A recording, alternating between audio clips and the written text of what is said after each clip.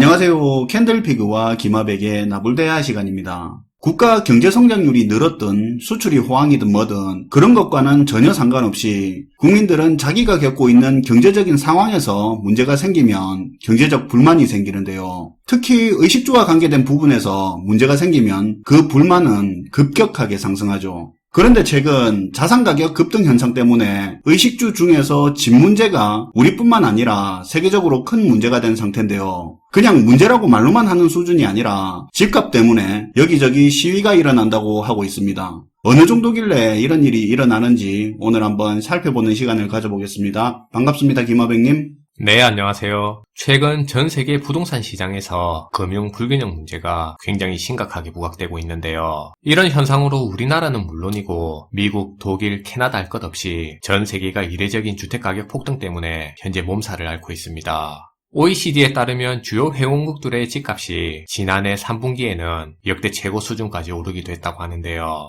특히 미국 같은 경우는 지난 4월의 평균 주택 가격이 전년에 비해서 무려 20%나 치솟았다고 알려지고 있습니다. 그래서 일부 도시에서는 집을 보지 않고도 집을 살 정도로 주택 구매 수요가 급증하고 있다고 하는데요. 아무래도 코로나로 인해서 역대급의 전 세계적인 경기 부양책이 펼쳐지게 됐고 또 저금리에 기반한 풍부한 유동성이 부동산 시장으로까지 유입되게 되면서 전 세계적인 부동산 과열 현상이 최근 나타나게 된 원인이 됐습니다. 거기에 집값이 올라가는 걸 본 투자자들의 투기 수요까지 따라붙게 되면서 지금의 주택가격을 이끌게 된 거죠.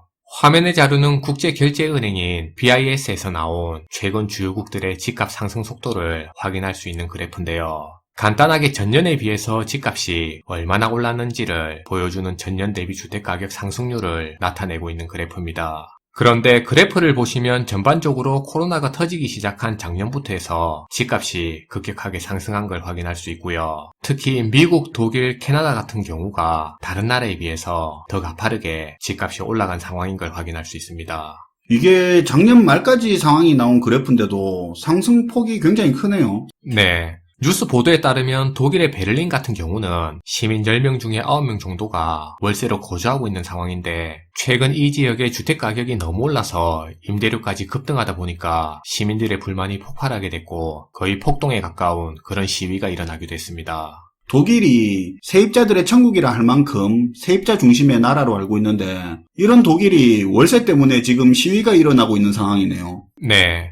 그리고 비슷한 경우로 캐나다 같은 경우에도 최근 급등하고 있는 집값 문제 때문에 시민들이 들고 일어났다고 보도가 이어지고 있어요. 대표적인 복지국가인 스웨덴 역시도 부동산 임대료 문제로 최근 총리가 쫓겨나기도 했습니다. 그럼 우리나라도 많이 올랐는데 우리나라 상황은 어떤가요?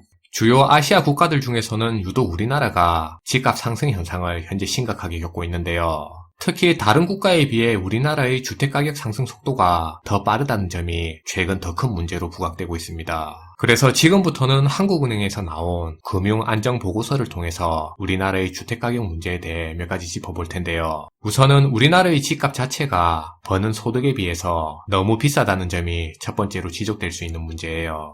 화면은 OECD 주요 각 나라들의 소득 대비 주택가격 비율을 보여주고 있는 자료인데요. 지난 2019년 4, 4분기를 기준점 100으로 봤을 때 1년 뒤인 2020년 4, 4분기의 집값이 소득에 비해서 얼마나 올랐는지를 보여주고 있는 그래프인 거죠. 그런데 자료를 보시면 다른 나라에 비해서 유독 우리나라만 주택가격 비율이 크게 높아진 걸 확인할 수 있는데요. 이렇게 소득 대비 집값의 비율이 급격하게 올랐다는 말은 코로나 동안에 소득이 많이 줄어서 이 수치가 올랐을 수도 있고요. 아니면 소득에 비해 집값만 너무 많이 올라서 그래프가 급격하게 상승했을 수도 있는 거죠. 그것도 아니면 소득도 줄고 집값은 오르면서 소득 대비 비율이 더 높을 수도 있겠죠. 소득 대비해서 주택가격 비율이 얼마나 올랐냐는 거니까 실제 피부로 느껴지는 상승률이 되겠네요. 네, 그렇게 이해할 수도 있는데요.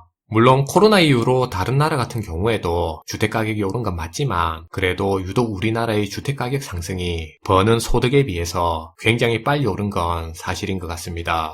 그리고 참고로 화면의 자료를 보시면 서울 집값 같은 경우에는 더 심각한 수치를 보여주고 있는데요. 그래프를 보시면 지난 1분기를 기준으로 PIR 값이 17.4배나 되니까 서울 시민들은 적어도 17.4년 동안에 번 소득을 단 한 푼도 안 쓰고 다 모아야지만 집을 한 채 살 수 있다는 얘기인 거죠. 서울 지역의 소득 대비 주택가격 배율이 지난 16년 이후로 급격하게 상승한 흐름인 걸 확인할 수 있습니다. 2016년에는 9년 정도 숨만 쉬어도 됐었네요. 이런 거 보면 왜 집 사는 걸 포기하는 사람들이 늘어나는지 수치적으로 충분히 이해가 가네요.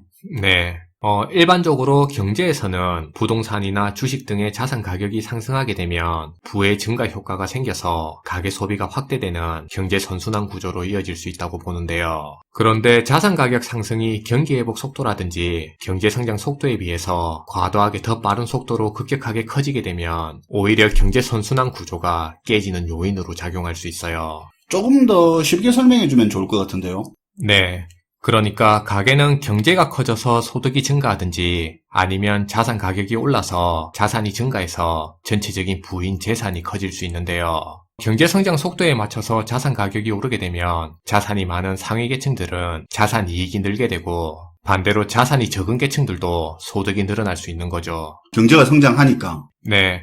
그래서 이런 상황에서는 상하위 계층 할 것 없이 같이 소비도 늘면서 경제 선순환 구조가 가능하다는 겁니다. 그런데 만약에 경제 성장 속도에 비해서 자산 가격 속도만 월등히 빠르게 되면 자산 비중이 높은 상위 계층의 자산 이익은 늘겠지만 반대로 자산이 적은 대부분의 계층에서는 소득이 안 늘기 때문에 경제 전체적인 소비가 안 늘어서 경제 선순환 구조가 이루어지지 않게 되는 거죠. 그래서 경제 성장에 따른 소득 증가 효과도 있고 자산 증대 효과도 동시에 나타나기 위해서는 경제 성장 속도에 맞춰서 자산 가격이 상승해야지만 전반적인 균형 잡힌 소득과 균형 잡힌 자산 증가로 같이 이어질 수 있다는 얘긴데요.